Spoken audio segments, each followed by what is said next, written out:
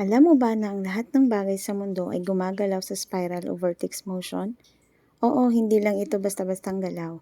Lahat mula sa bituin, planeta, hangin, tubig, hanggang sa energy sa katawan mo.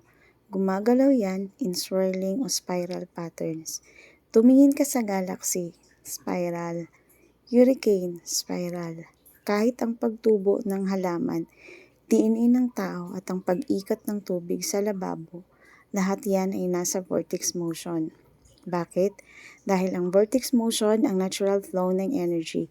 Mas mabilis, mas balance, mas powerful.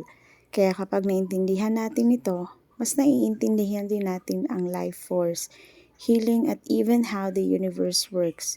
So next time na makakita ka ng spiral sa kalikasan, tandaan mo, yan ang galaw ng buhay mismo. Everything is energy, and energy always moves in a vortex motion.